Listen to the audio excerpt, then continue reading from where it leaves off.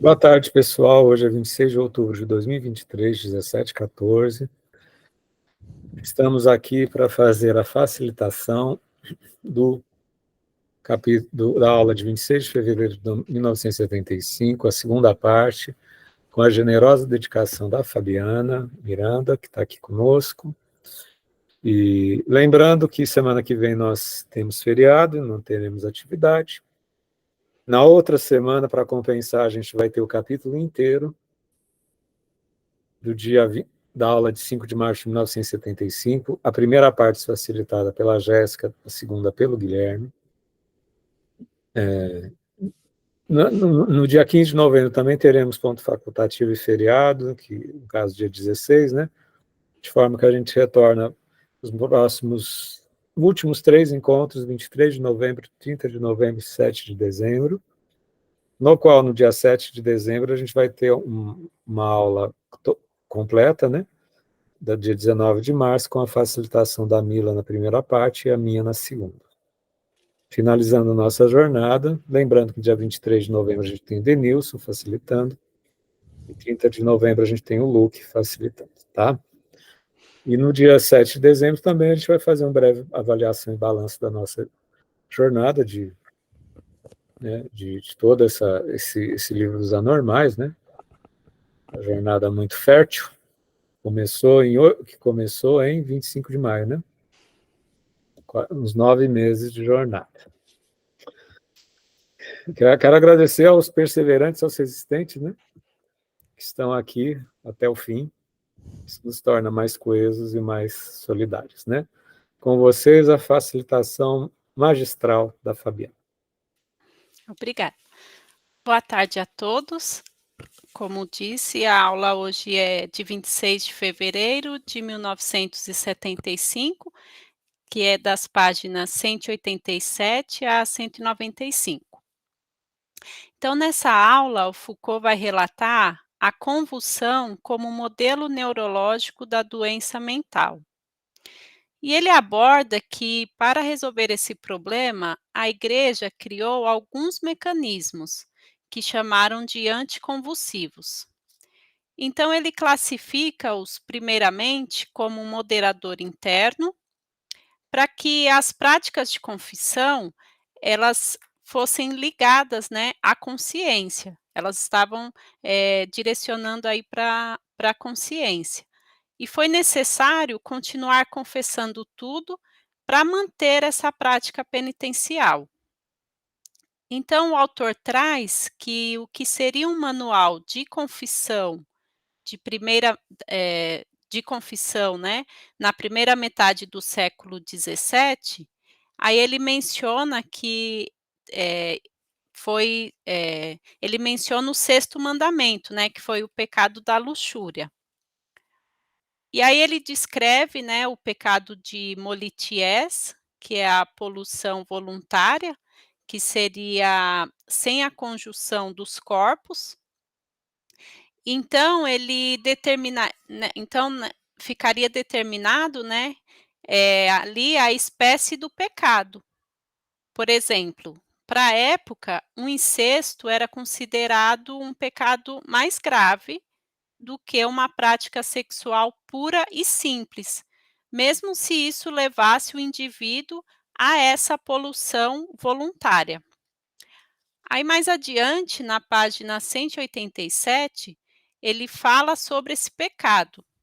Aí ele descreve que a prática trazia questionamentos e para os possíveis julgamentos, né, o indivíduo nesse momento para que fosse julgado, era relatado assim: se o indivíduo nesse momento tinha usado algum instrumento, ou se ele tinha feito com as mãos de alguém, ou se apropriado, né, da parte do corpo de alguém, e dessa maneira ficava exposto ali, né, a descrever o seu desejo particular. Aí ele continua relatando as regras que se referiam ao discurso. E ao meu ver, na época, né, a igreja manipulava essa confissão, porque eles insistiam, né, com os conselhos dados ao confessor, de que para que ele só confessasse, os detalhes, no decorrer da primeira confissão. Aí nas confissões seguintes, eles, dizia a eles para se referir sem muito detalhes aos pecados que foram nomeados ali já na primeira confissão. Aí ele fala aqui um pouco sobre o laxismo, que ele demonstrando o discurso como método da insinuação, trazido pelos jesuítas, né, permitiu que o penitente não dissesse tudo.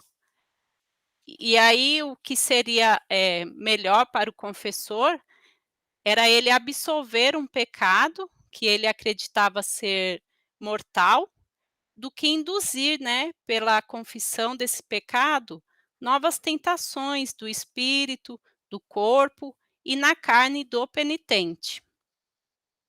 Aí mais adiante, na página 189, ele explica, né, sobre o surgimento do primeiro anticonvulsivo, utilizado pela igreja, que seria a modulação estilística da confissão e da direção de consciência. Aí o segundo método, empregado pela igreja foi a transferência externa, que agia com a expulsão do próprio convulsivo. Aí então a igreja ela buscou, desde a metade do século XVII, estabelecer uma linha divisória, né, entre a carne pecaminosa e a direção de consciência que devia, controlar o seu discurso infinito e também a convulsão, que ali causou, né, um último efeito e uma resistência mais visível. Aí dessa maneira, então, ali começou a se produzir a passagem de poder à medicina.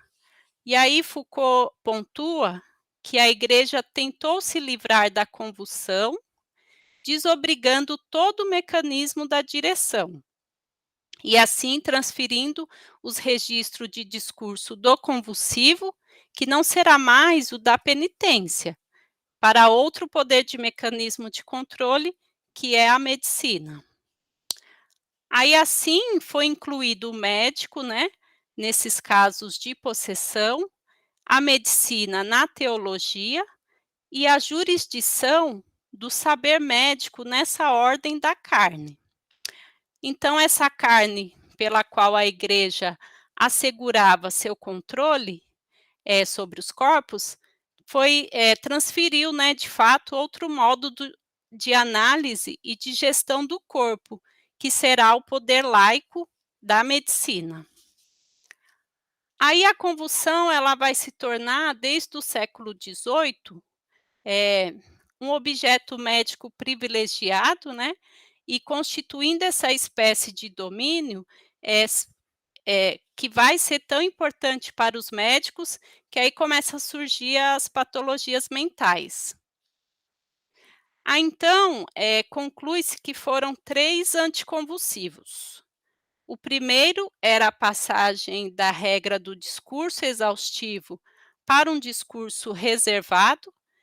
O segundo era a transmissão da convulsão ao poder médico. E o terceiro era o apoio, né, que o poder eclesiástico, procurou nos sistemas disciplinares e educacionais.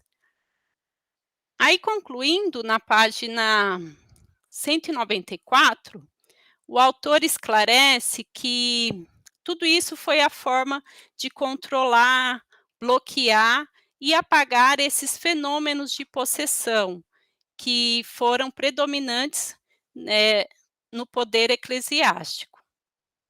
Então, assim, diante de todos esses distúrbios carnais, né, ligados às novas direções espirituais, vem à tona o corpo vigiado do adolescente, que vai ser o próximo tema, né, da aula de Foucault. Aí a minha percepção sobre o texto é que a interferência da igreja por décadas foi controladora, e então na metade do século XVII, ela tenta se livrar da convulsão, né, direcionando-a para o novo poder de controle, que é a medicina. E também foi naquela época que constituiu o modelo neurológico da doença mental. Então, assim, a psiquiatria passou de uma análise de doença mental, de delírio, para um distúrbio, do instinto. E então, assim, a cada período, né, haverá novos termos identificatórios que serão analisados e debatidos pelas gerações futuras. Aí eu finalizo aqui a minha facilitação e agradeço a oportunidade. Que capricho, que generosidade, Fabiana. Em nome do coletivo, agradeço sua dedicação. Tá? Quem Obrigada. gostaria de compor, acho que é uma genealogia, né? Um capítulo muito tocante, né? Que mostra a questão de uma predisposição meio mística, né? Da feitiçaria, da possessão, né? E o deslocamento, né? O jogo de poder, né, Fabiana? Quando a medicina transforma isso numa questão orgânica, né? Até hoje em dia, né? Muita gente acha que quem tem convulsão é possuído, né? Sim. Faz parte de um senso comum, assim, né? Ainda não é muito bem explicado, né, não é muito bem, É. analisado. Isso é a genealogia do Foucault, onde ele vai mostrar justamente essa relação de embate de saber de poder entre um contexto místico e um contexto científico. Da mesma forma que o inverso ocorre. Não esqueça a frase da usuária da saúde mental que queria uma pílula para curar a esquizofrenia dela, uma pílula mágica, né? Tem um mágico aí, né? Tem um elemento mágico, de achar que o médico vai ser mágico, né? Da mesma forma que a feiticeira é a detentora da magia, né? Feitiçaria, possessão, realidade orgânica, né? O poder cartesiano, objetivo da ciência, né? Enquanto genealogia, em algum momento a ciência se comunica com o fundo místico, né? Mesmo que fazendo alguns contrapontos, né? Não é à toa que muitos cientistas ou médicos ou pessoas das academias se sintam deuses, né? Ou feiticeiros, né? Acho esse capítulo precioso. Com certeza eu vou usar no meu trabalho sobre cuidado e cura. Vou fazer o ano que vem, né? Na França. Esse liame, né? Essa tensão entre processos mágicos e processos científicos. E a crença, né? Até quando a gente toma um remédio, embora, obviamente, tenha o princípio ativo, tem a posologia, tem todo um cuidado, né? Como a gente tem, às vezes, uma relação mística com a cura, né? Então, a pessoa que é muito crente, mística, o médico dá o remédio que vai fazer um efeito, ela diz, foi Deus que curou, né? A pessoa toma o remédio tudo direitinho, Deus, eu rezei para Deus e foi Deus que me curou. Tomou o remédio direitinho. Então, é hora que a pessoa faz questão de esquecer a medicação, em nome da mística, né? Enfim. Quem quer comentar, gente? Esse capítulo é precioso, hein? Fernando, na verdade, eu gostaria que vocês comentassem um pouco pra gente, né? Qual que é a diferença entre corpo e carne? Vou Tá. explicar aqui. Tá, então não, corpo é um elemento geral, né, que pode ser utilizado como mecanismo de apropriação de saberes e de poderes em qualquer contexto da história, né? A carne é o elemento da construção do processo de expiação cristã, entendeu? A carne tá ligado com o processo confessional, tá? Entendeu?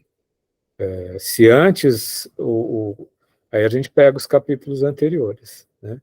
Se antes no catolicismo isso séculos antes dos concílios que fizeram toda a construção discursiva da carne, né? E prática da carne. Né? Se antes a confissão era pública, comunitária, né? A pessoa chegava diante do púlpito e confessava o ato sexual, era o ato, a relação sexual, né? Que seria pecaminosa, né? Com o desenvolvimento do mecanismo, era uma confissão pública na frente de toda a comunidade. Com o desenvolvimento do mecanismo confessional durante séculos, né? Esse capítulo mostra justamente alguns tratados, né? Ele cita os tratados que mostravam essa sofisticação da questão da confissão, né? Ela vai se deslocar do ato para a concupiscência, para a volúpia, para qualquer emanação do corpo que fosse pecaminosa. Os desejos, as luxúrias, os pensamentos, né? Concupiscência é todo esse contexto no qual não é só a prática do ato sexual, mas são todas as fantasias, os delírios, né? As tentações. Então aí surge o dispositivo da carne. A carne é o descolamento do ato sexual se ampliando, né, e se irradiando para o pensamento, até chegar no nível do pensamento. A evolução do mecanismo confessional chegou no nível de você confessar o que você pensa. Vamos ser diligentes, né? Tem um texto que ele fala, vamos ser diligentes e mostrar até os pensamentos desonestos, as volúpias, né? As insinuações da carne. Né? Então aí você não vai, num contexto privado. Como diz esse capítulo, o confidente não pode olhar nos olhos do jovem, não pode olhar nos olhos da criança que confessa, né? Tem que ter toda uma técnica no sentido, alguns teóricos da confissão dizem que tem que esgotar detalhadamente todas as concupiscências, todas as luxúrias, outros dizem que tem que ter uma economia de palavras para que não se incite a luxúria, né? Isso é o mecanismo da carne. Enquanto o mecanismo da psicanálise é do desejo. Né? Entendeu? Você vai confessar cientificamente, com certo esforço, os mecanismos de produção do seu desejo.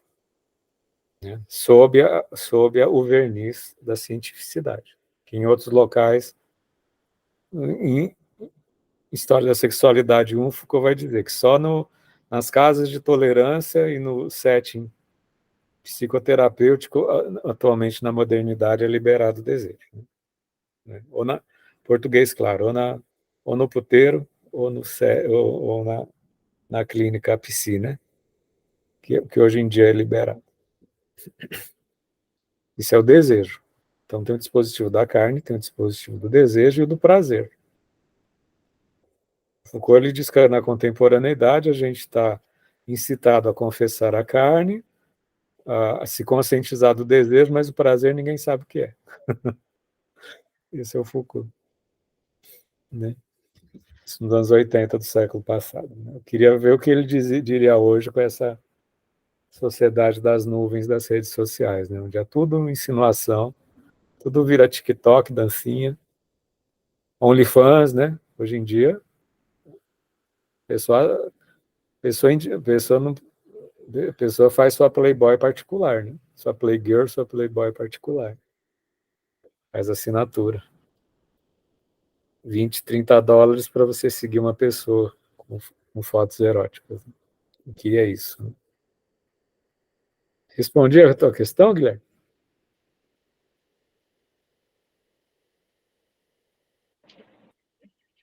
Vou dizer que sim. Me parece, então, que a carne é um corpo deslocado do físico, sabe? Sim. É apenas a mera insinuação a insinuação, a volúpia, a luxúria. É tudo aquilo que é ligado ao corpo, só que desligado do corpo, né? Que não precisa literalmente se transformar em ato. Não precisa ser o ato. Você pensou, você já está suscetível de ser capturado pelo mecanismo da carne cristã. Isso é uma captura, né? Eu me imagino se o George Orwell lê Foucault, né? Porque isso aí é 1984 na veia. Sim, sim, sim. Não, entenda, a religião católica há séculos, né? Digo milênios porque isso já é um dispositivo, tem, sei lá quanto, 800 anos. Confissão moderna. Fim da Idade Média, não sei, eu precisaria fazer, embora o Foucault ele coloca as asas, coloca o Concílio de Latrão. Quem dá uma olhadinha quando é que foi? Século XVI, gente? Dá uma olhadinha. E vários concílios, gente, eu preciso estudar teologia, que eu não sei. Esses concílios, entende que os bispos se reuniam 15, 20 anos para definir, por exemplo, o dogma da Nossa Senhora Virgem. É real ou não é? O dogma da ressurreição de Cristo, né? 1200, entendeu? A liderança do Papa Inocêncio foi um dos maiores concílios ecumênicos da Idade Média. O concílio de Trento também, né? O qual ele cita os dois, como contexto do desenvolvimento da confissão. Se puder dar uma olhadinha. Então, 1215. é o de Latrão e o de Trento.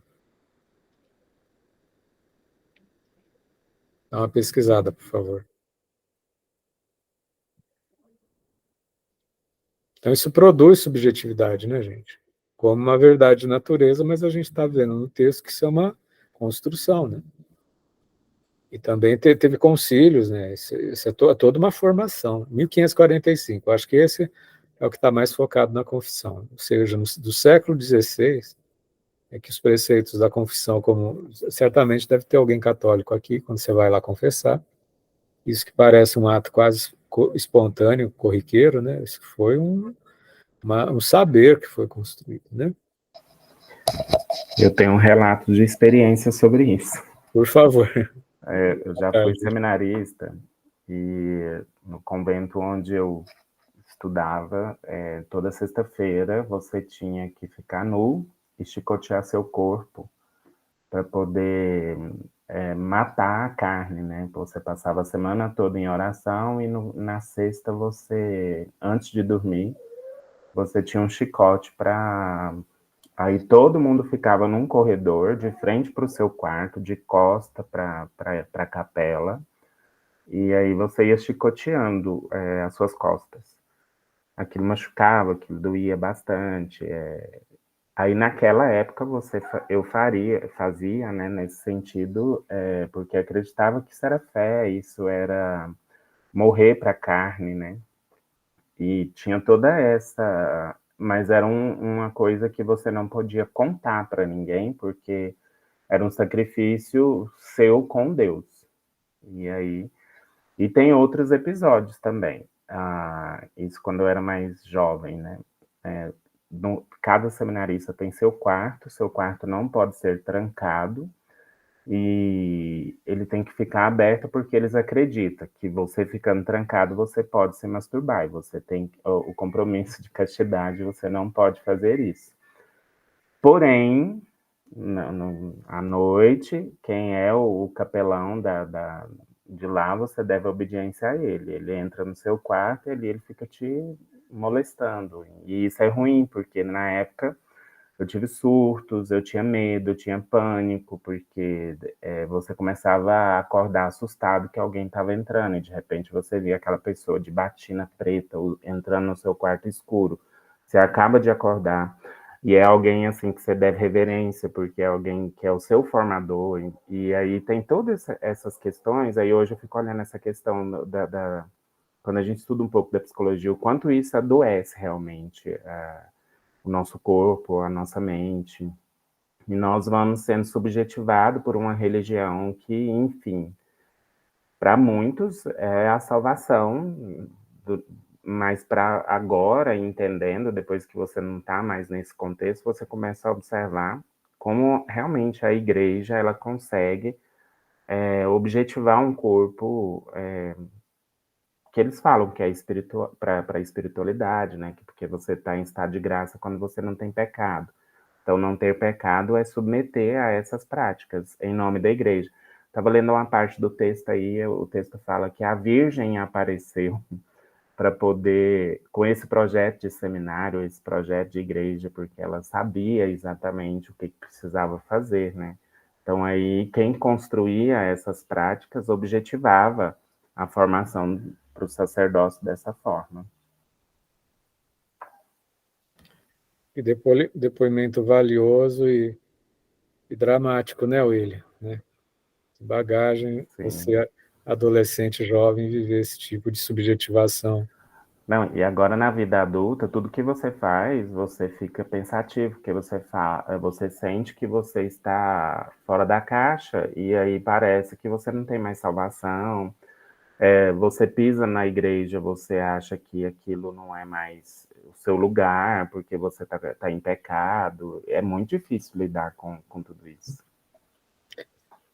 E mesmo você destacando a questão de correr o risco de ser molestado, né? Ou seja, ainda o mito da igreja ainda fica pairando, né?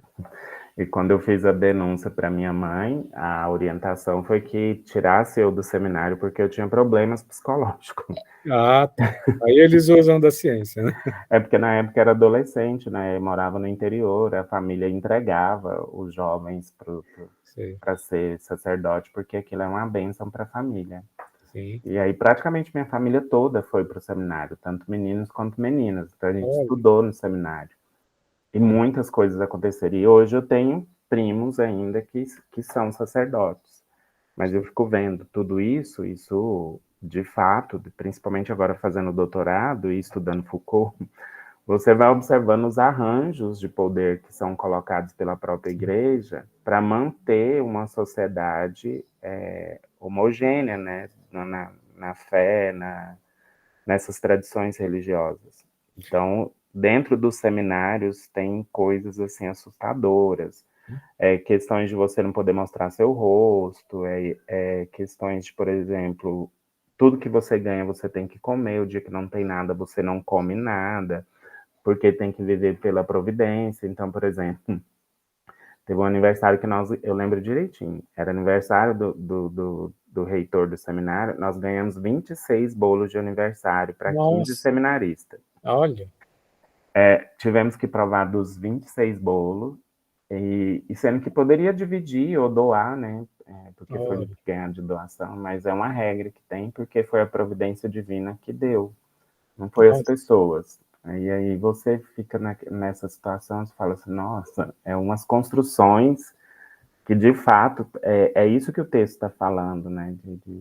Do corpo e da carne, sim, alguma coisa nesse sentido. A Lívia perguntou como você saiu da vida religiosa. Devido a essa situação de ser molestado, de viver achando que eu tinha problemas psicológicos, porque demonstraram isso para mim, tanto é que eu fiz tratamento depois com psiquiatra, para ver se tinha, porque eu não conseguia dormir. E aí depois fui vendo que não era isso, porque de fato eu sou agitado, eu tenho algumas características que somaram para que chegasse nesse ponto. Hoje eu durmo tranquilamente, hoje frequento a igreja que eu quero, da forma com que eu considero, sou cristão, não mudei de religião, continuo sendo católico, mas hoje tem uma liberdade diferente. Então eu fui saindo aos poucos, mas até hoje a minha família cobra muito ainda esse meu lugar na igreja, porque eu era considerado o melhor filho, eu era considerado aquele que tem bons conselhos por causa da igreja. Sim. Não deixei de fazer, né? Mas para a família eu mudei, porque agora não tenho mais igreja. Às vezes eu vou na igreja que eu me sinto bem. Então, a Lívia está dizendo que você é muito forte, está te elogiando. Obrigado.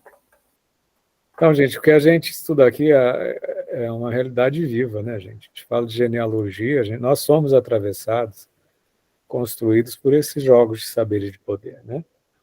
Só tem sentido a gente estar fazendo esse estudo se a gente trouxer para a gente mesmo.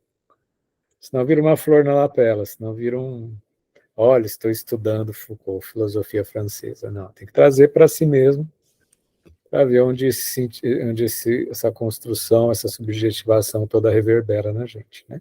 Sim, e também a gente perceber que como a igreja, né, influencia tantas pessoas a jejuar, assim, vários dias em nome da fé, e aí você vê também, igual a que eu estava pesquisando, vários padres que foram condenados por abusos, né.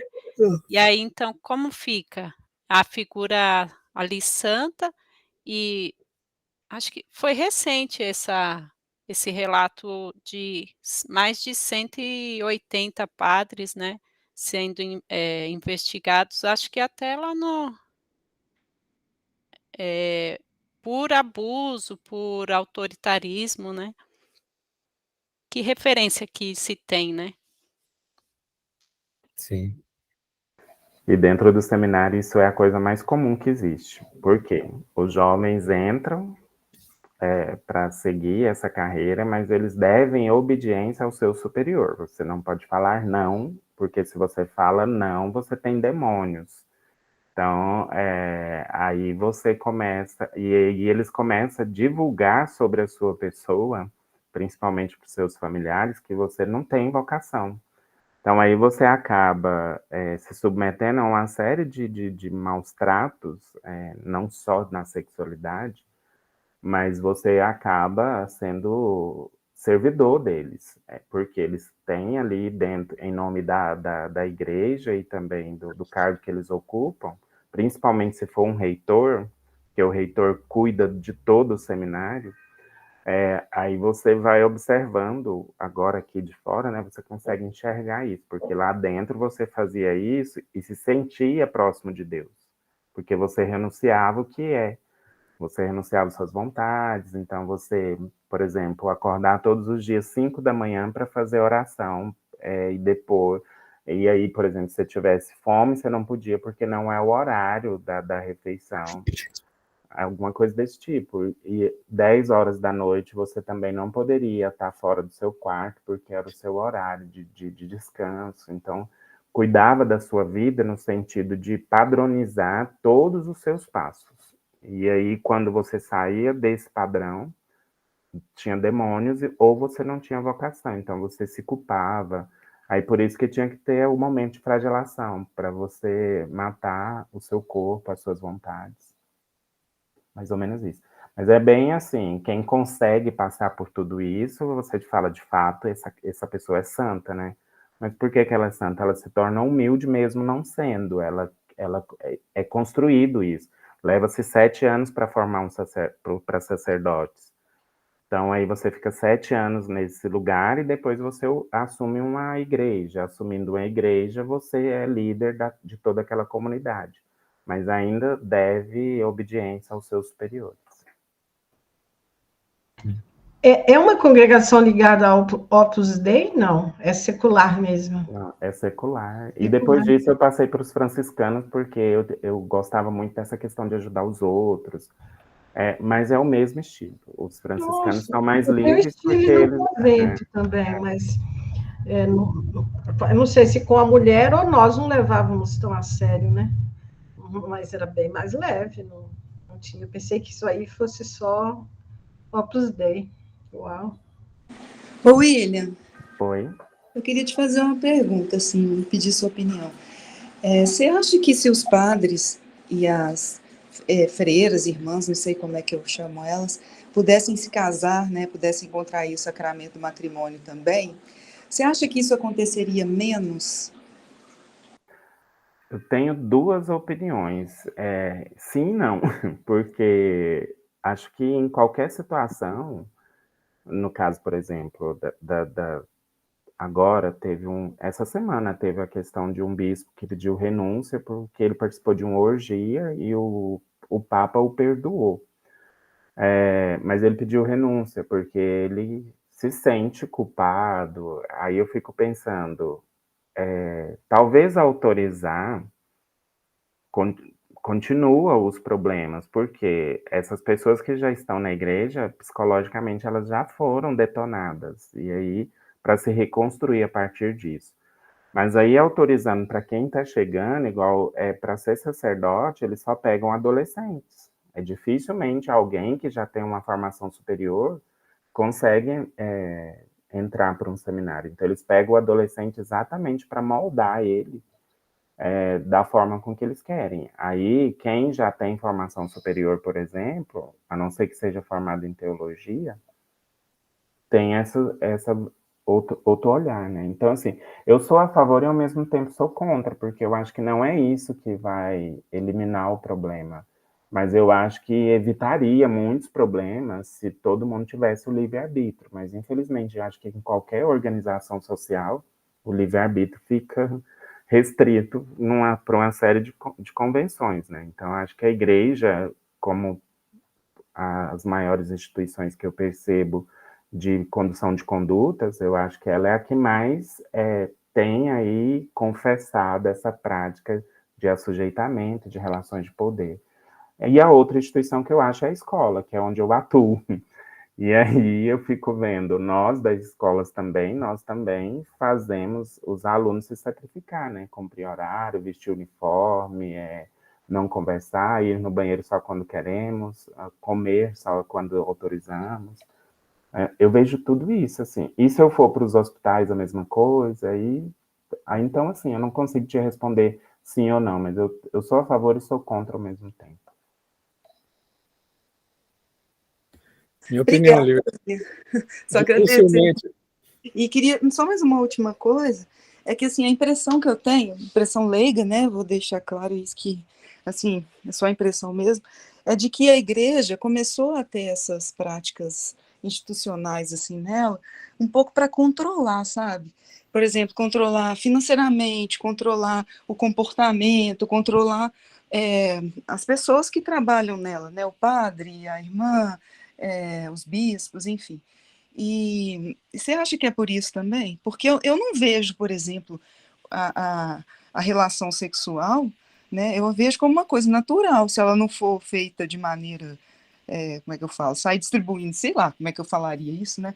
Mas se ela não for feita de maneira promíscua, né, de maneira leviana, ela é uma coisa natural, né? Assim, a gente nasce com todo o aparelho aí para isso, né? Assim, a gente tem filho, assim, a gente reproduz, assim, a humanidade existe por causa disso. Então, talvez seja uma forma de controle, você não acha, não? Mas é porque tem essa questão da carne, né? O seu corpo vai ter o desejo sexual, mas você tem que matar esse desejo em nome de Deus. E aí você se torna em estado de graça quando você não masturba, quando você não transa. Se você é casado, fidelidade, porque você tem um compromisso matrimonial. Então a igreja constrói essas verdades dentro desse propósito. Você tem que morrer a todo tempo para você, porque é Deus que tem que viver em você. Então esse é o dogma principal da fé cristã. E aí você se vê num lugar onde você tem que renunciar a todas as suas vontades carnais. Até a comida, se você tiver com muita fome, comer exageradamente é gula. Então você tem que pensar no dia seguinte, você tem que pensar que Deus dá só o necessário, Deus não dá em abundância. Então são construções assim que você, fora disso, você observa no sentido assim, como nós nos submetemos a essas condutas e não percebemos essas relações de poder sobre o nosso corpo, sobre a nossa mente. E isso, para muitas pessoas, é muito prejudicial, porque elas surtam. Eu já tive colegas de surtar mesmo, assim, de querer viver situações e não conseguir, porque a igreja, infelizmente, e aí, a partir do momento que você assume outro posicionamento, por exemplo, você era casado e divorciou, aí você não é mais bem-vinda na igreja, você não pode comungar, porque o casamento é um só. Aí você tem todo um trâmite, se for um sacerdote da alta categoria, pode desfazer o seu casamento, você pode casar novamente, mas você só pode casar se a pessoa nunca foi casada. Então aí tem umas construções assim que eu fico. Por isso que eu te falei, é difícil falar sim ou não para o que você perguntou, porque tem muitos pontos que, de fato, você observa que o texto está falando aí é anormal, né? E a igreja é responsável por grande parte dessas práticas de cidadania hoje em dia. Você não pode, por exemplo, transar com 2 pessoas ao mesmo tempo, porque a igreja não vai aceitar. Ou você não pode separar do seu esposo porque você casou na igreja. E da mesma forma, você não pode apoiar seu filho que é homossexual, porque a igreja mostra que está errado. Então, às vezes, você observa essas construções que, de fato, a gente fica perguntando qual é o sentido delas. Aí, o único sentido é morrer para si e viver para Deus. E aí, quando você morre para si, Deus tem que habitar em você. E as pessoas têm que conversar com você e sentir Deus. E aí, você só consegue fazer isso se tiver em estado de graça, ou seja, não tiver em pecado pecaminoso, carnal, que é, no caso, a sexualidade é o ponto principal do catolicismo.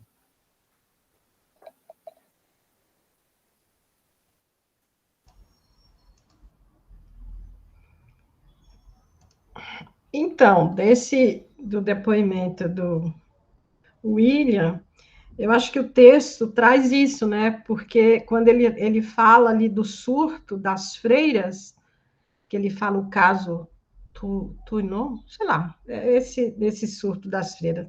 Daí, num determinado momento, a igreja recorre à medicina, né? Então, eu acredito que quando chega num ponto que houve uma pressão tão grande e chega num lugar e várias pessoas surtando, então vamos ali buscar a explicação da medicina. Então, a medicina entra, aí começa a explicação, no caso da possessão, né? E aí escolhe um padre para ser aquele que vai tirar a possessão daquelas mulheres. Então, quer dizer, chega num ponto em que esse poder da igreja começa a sair do controle, aí ele recorre à ciência, né? E é interessante que eu li um pouco sobre. Eu estive em Fátima 2 vezes, e eu fiquei assim um pouco assustada, né, com o que vi, principalmente da segunda vez. Aí eu li um pouco, então, falando dessa aparição, né, de Nossa Senhora, aí a igreja, no início, ela não aceita Fátima. Só que depois isso começou achou que aquilo era foi meio criado, eles falam por um padre lá da região. Mas como aquilo começou a dar uma grana boa para a igreja começa a desconsiderar aquilo, né? Ela começou a analisar na ciência, mas como aquilo começou a dar dinheiro para o Vaticano, inclusive, que dá muito dinheiro, né? Aí eles interromperam. Não, olha, vamos assumir que é mesmo aparição, vamos tirar vamos deixar a ciência de lado, né? E parece que o texto, Foucault fala a mesma coisa, né? Vamos contar com a ciência, depois há um afastamento da igreja em relação a isso também. Eu achei isso bem interessante.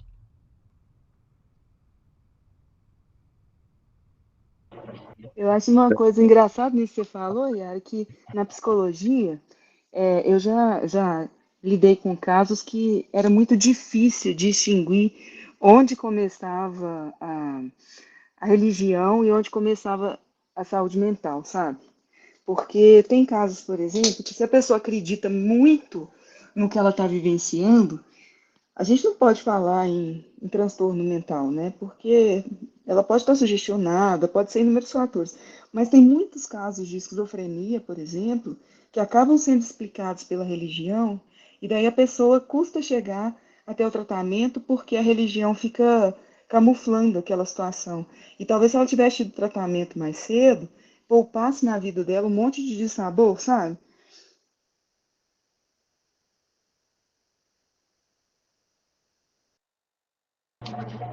Primeiro eu queria agradecer ao William, né, por seu relato, né, muito forte e sensível, né. E você trouxe no final, né, do seu relato, a ideia do livre-arbítrio. Mas a questão do livre-arbítrio, né, é que o livre-arbítrio ele está ali para você dizer que você pode negar, né? O livre-arbítrio está ali para você dizer que você pode negar de livre escolha certas posições na sua vida para que então seja feita a obra divina, né? Aquela questão que sempre debate, né? Sempre acaba falando na igreja, né? Deus te dá o caminho certo e dá o caminho errado. Mas ele te dá o caminho errado, você escolheu certo, né?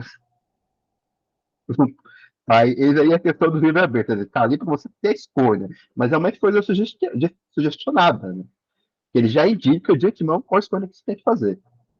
A escolha da negação, da abstinência, tudo isso em nome do divino, né? E engraçado que nesse capítulo do livro, né, nós temos exatamente a extensão e explanação, né, do mecanismo da governança. E começa primeiramente com a religião, e quando a religião não dá conta, ela chama a medicina.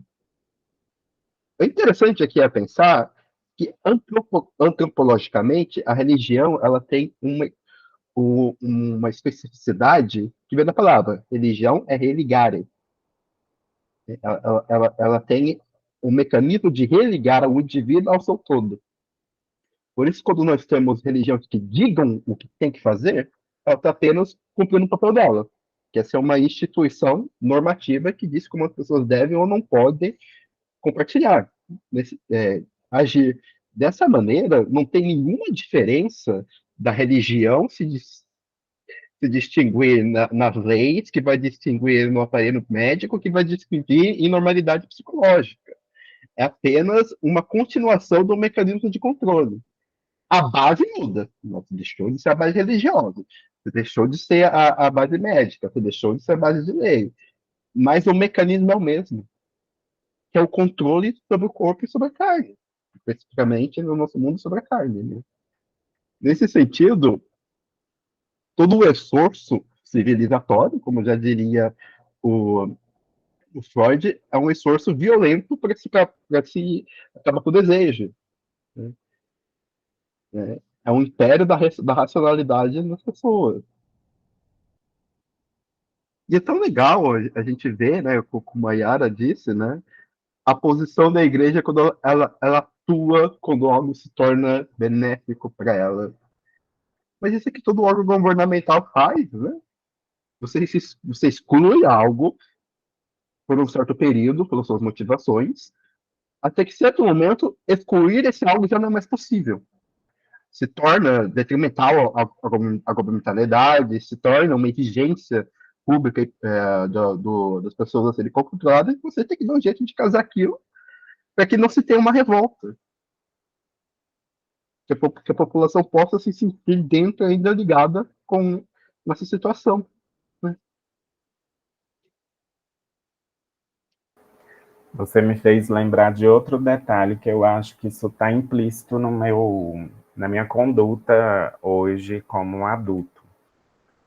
Eu sempre gostei de desenhos, então eu queria muito ter uma tatuagem. E por causa da religião e a minha família, que é super religiosa, eu esperei completar 30 anos já fora do seminário, aí eu decidi fazer minha primeira tatuagem. Mas antes de fazer, eu tinha que comunicar para minha mãe, porque a minha consciência me julgava, né?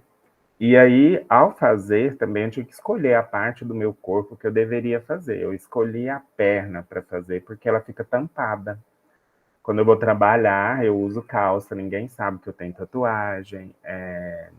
E aí, hoje, e principalmente agora, acho que eu me descubro isso nesse momento, nesse exato momento, quando você falou, Guilherme, como a gente está subjugado por um sistema que nos constituiu, né? Então, aí eu fico pensando.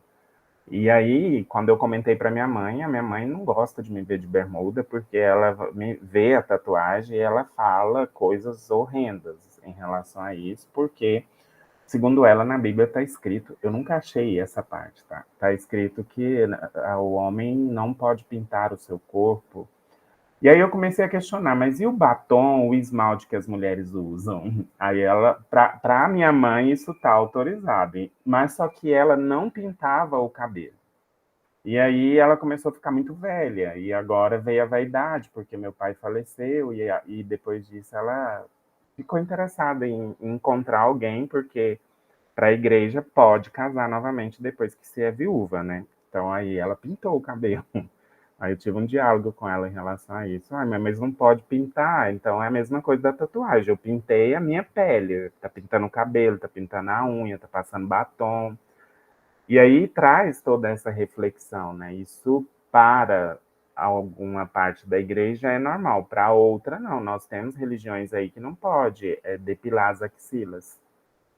E aí quando você olha para essas construções, você fala assim, isso é normal ou é anormal, né? E quem foi que implantou isso? Tem todas, acho que a gente pode levar isso para vários pontos. A Lívia colocou aí a questão da guerra que está acontecendo agora.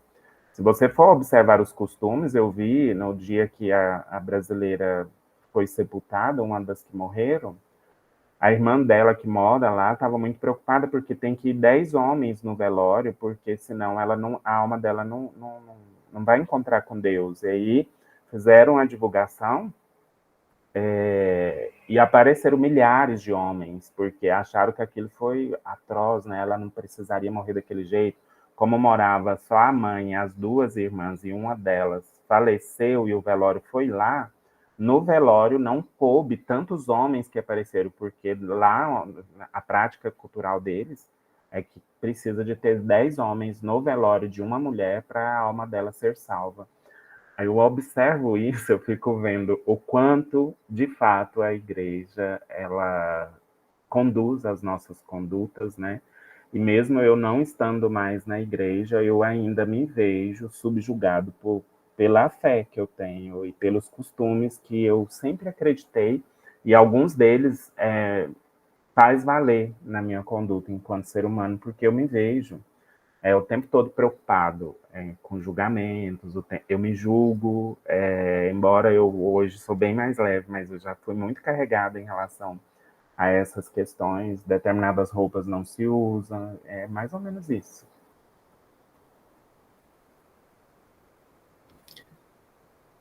Obrigado pela partilha generosa, William, e todos que compuseram falas muito sensíveis, né? Mais alguém quer comentar, gente?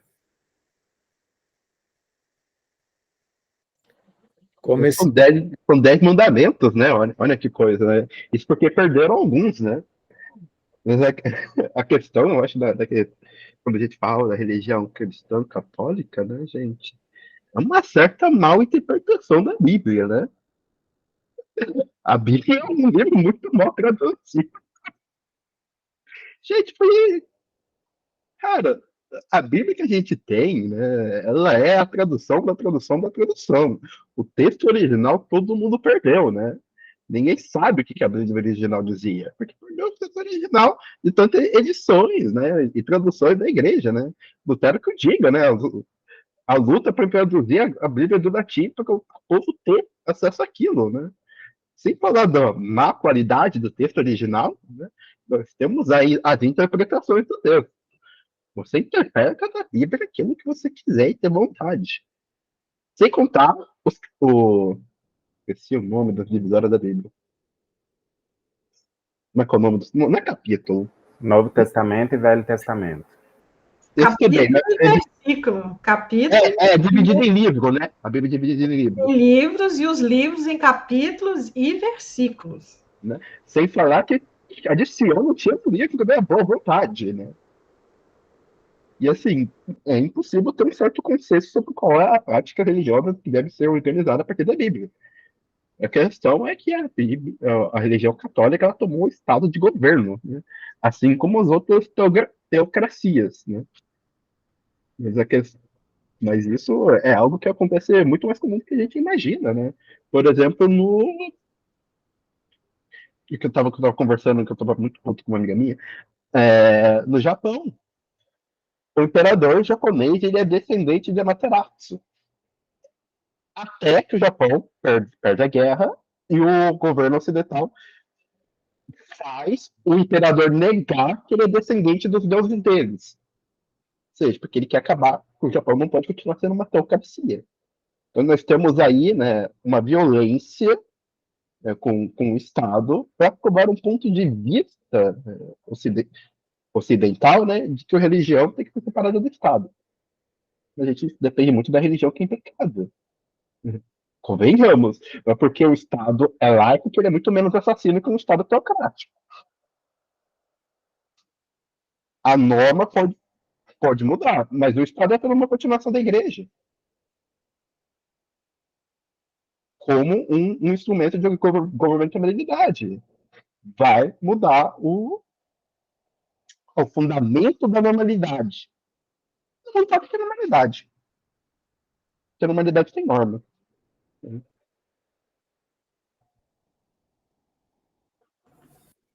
Mas alguém quer comentar, pessoal?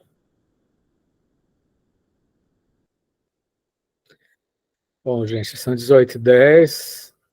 Tivemos uma intensa partilha, motivada por relatos de vida muito pungentes, muito plenos de verdade, né? Semana que vem é feriado, né?